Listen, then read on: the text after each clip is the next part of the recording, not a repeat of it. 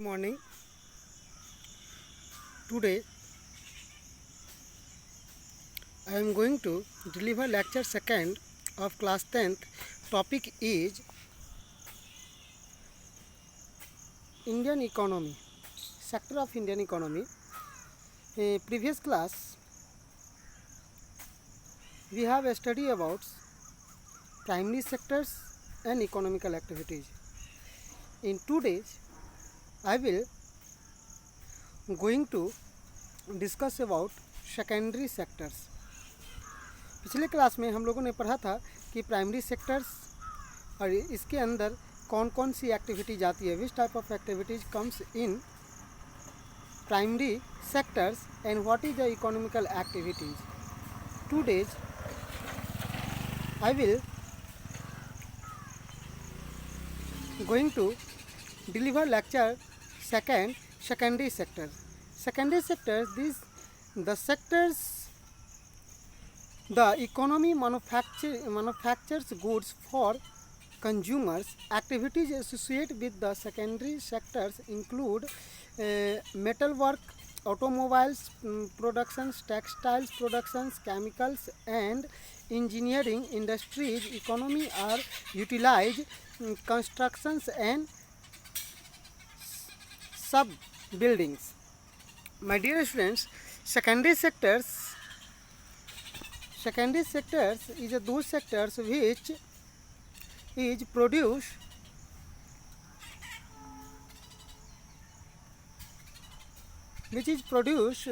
in different types of product by using of primary sectors. As for examples, cotton is produced in primary sectors, but cotton further used in as a raw materials to prepare cloth.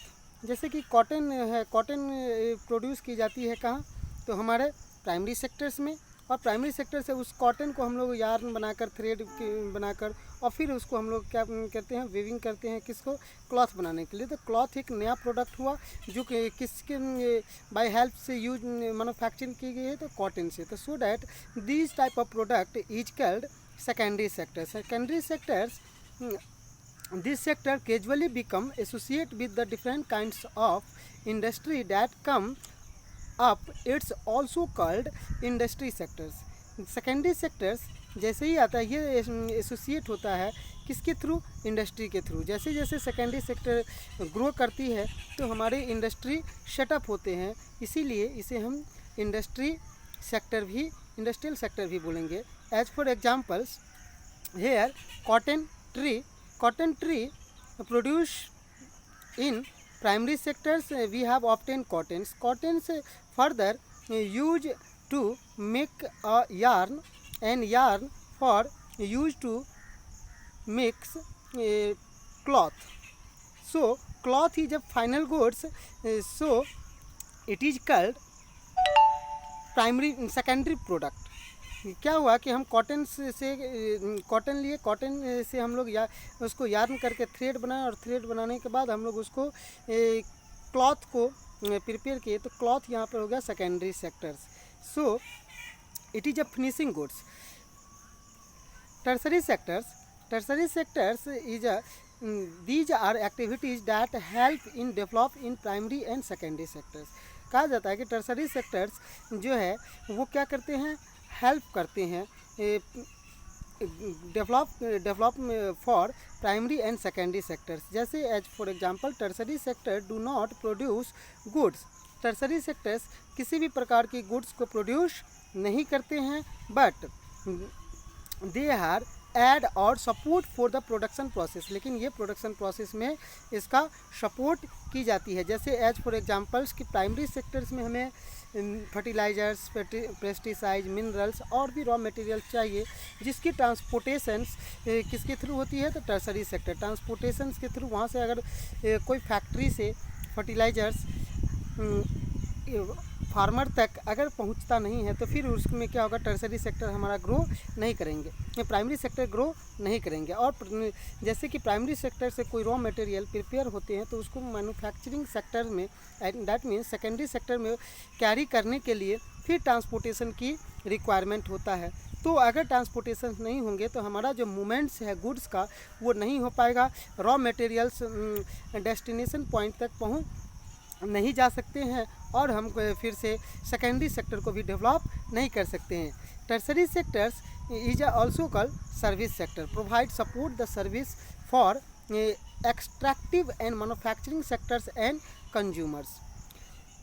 As for examples which sectors comes in tertiary sector, finance, insurance, medicals, beauty, reactions, educations, communications, internets, these are comes in tertiary sector. ये सारा चीज़ जो है कोई भी चीज़ को production नहीं करते, लेकिन इसके थ्रू हम लोग क्या होता है प्राइमरी सेक्टर्स और सेकेंडरी सेक्टर दोनों को डेवलप कर सकते हैं। It is a last developments, और ये जो हमारे पास इकोनॉमिकल एक्टिविटीज़ है कोई भी कंट्री में सबसे लास्ट डेवलपमेंट क्या होती है, तो वो टर्सरी सेक्टर होता है। बस इवेंचुअली बिकम लार्ज एम्प्लॉयड, और ये इनका जीडीपी में हमारा एक कंट्रीब्यूशन भी बहुत ज़्यादा होता है। जैसे as for example which few examples given here, tertiary sectors जैसे ट्रेड,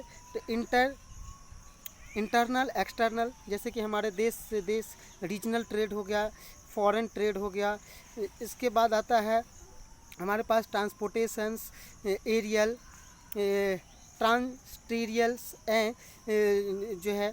इसके बाद टूरिज्म में आइए तो टूरिज्म में कल्चरल, रूरल, सन एंड बीच, ये सब सारा चीज़ में इसमें कोई प्रोडक्शन होती है इससे, लेकिन हमारे पास एक इनकम जनरेट होते हैं। ये सब एग्जांपल टर्सरी सेक्टर्स के हैं। पर्सनल सर्विस की बात करें तो मैकेनिक, जज, educations, washerman, barber etcetera, these are also comes in tertiary sector. ये भी क्या करती है, अपनी सर्विस देती है। अगर फाइनेंशियल एक्टिविटीज़ के लेते हैं तो फाइनेंशियल एक्टिविटीज़ में आ जाएंगे bank, cooperative and saving bank. ये सब सारे चीज़ क्या करती है, लोन देते हैं या हम लोग पैसे को डिपॉजिट करते हैं फॉर फ्यूचर्स, तो ये सारे सर्विस देते हैं। इसमें कोई गुड्स की प्रोड्यूस नहीं होती है। अगर मीडिया में बात करते हैं, media is also comes in tertiary sectors, जैसे press, radio, television, internets, these are also comes in primary sector. ये सारे प्राइमरी सेक्टर्स में आते हैं। नेक्स्ट आते हैं कि प्रोडक्ट लाइफ साइकिल, कि कोई भी प्रोडक्ट जो है वो किस तरह से रिक्रिएशन होते हैं। यहाँ दिया है कि extraction of raw materials. Raw material जो है हम लोग कहाँ से लेते हैं, generally first of all primary sector से। प्राइमरी सेक्टर से वो हम लोग मैन्युफैक्चरिंग सेक्टर में जाते हैं और वहाँ से कुछ प्रोडक्ट को प्रोड्यूस करते हैं। अब इस प्रोडक्ट जो हमारे पास फिनिशिंग गुड्स हुआ, दीज फिनिश गुड्स जो है उसको ट्रांसपोर्ट करके हम लोग कहाँ दे देते हैं, मार्केट में। मार्केट में लोग परचेज करते हैं और उसका यूज करते हैं, मेंटेनेंस करते हैं, फिर उसको डिस्पोजल करके फिर कहाँ चला जाता है, प्राइमरी सेक्टर्स में। नेक्स्ट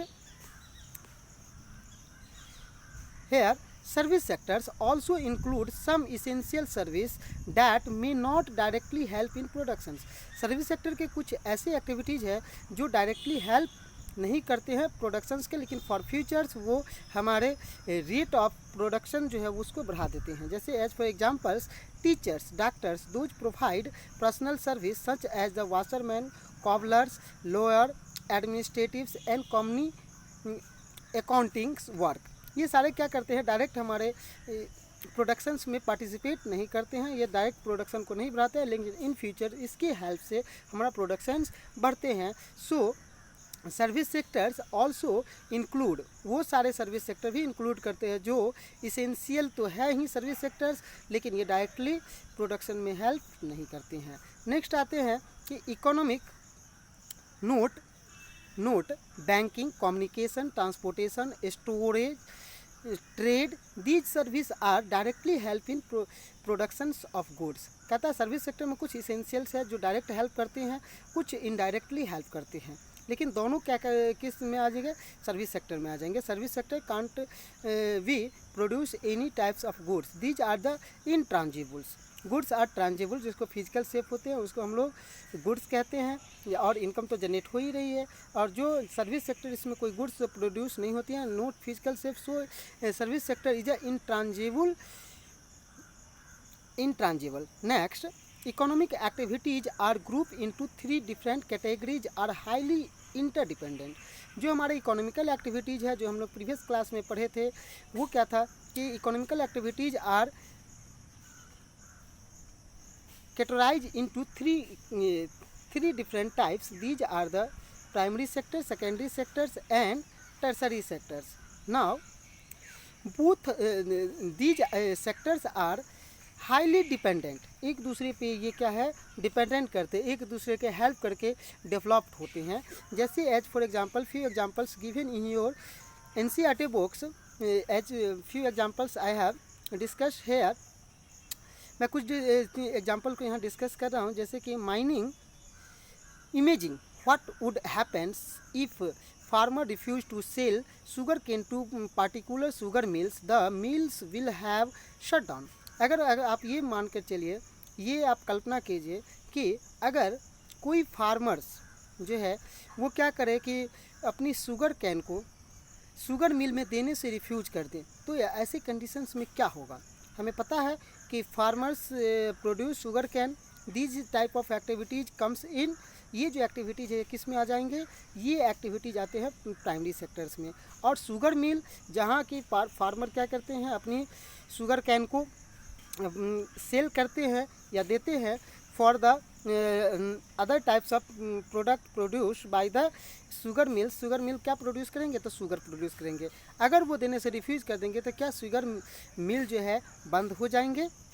और आपको ये दिखाना है व्हाट डज दिस शोज, ये क्या दिखा रहा है कि अगर कोई फार्मर जो है अपनी product as for example sugar cane अगर किसी मिल में देने से रिफ्यूज़ कर देंगे तो क्या होगा.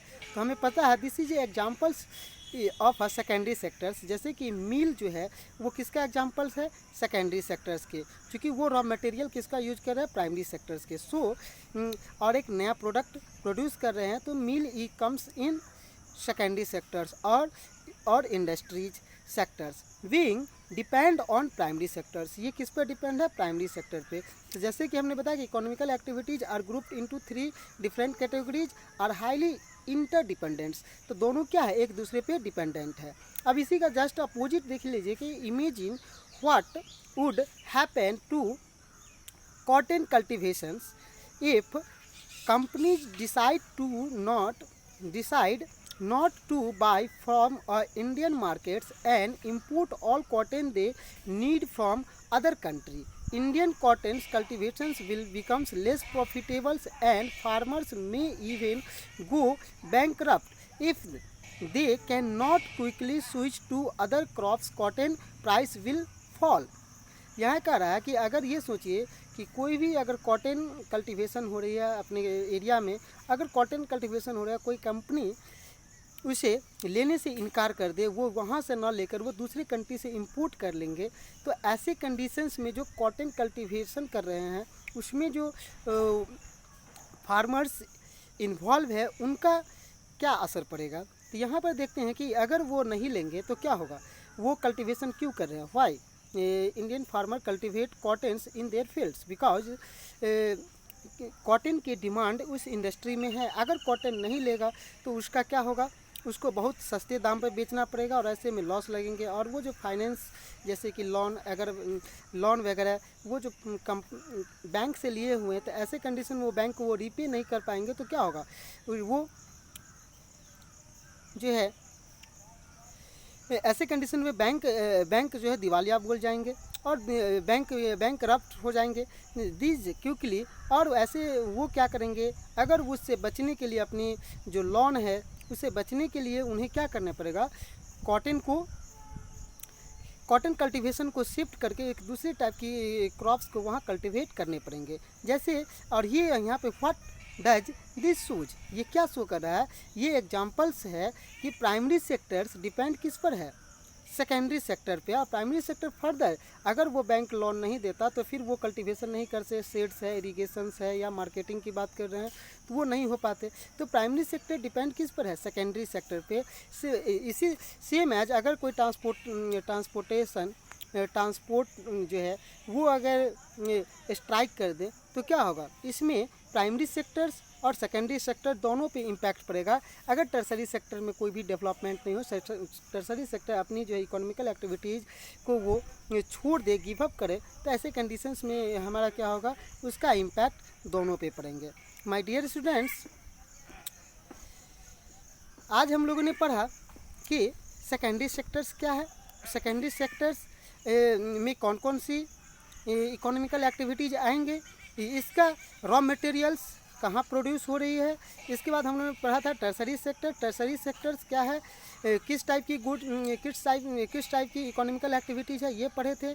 इसके बाद हम लोगों ने देखा कि ये जो इसे हम सर्विस सेक्टर क्यों कहते हैं, क्योंकि ये सर्विस प्रोवाइड करते हैं किसको, primary sector and tertiary sector को, इसीलिए इसको हम लोग सर्विस सेक्टर भी कहते हैं। इसके बाद देखिए कि इकोनॉमिकल एक्टिविटीज़ जो है, जो primary sector, secondary sector and tertiary sectors है, ये क्या है, हाईली डिपेंडेंट है एक दूसरे पे।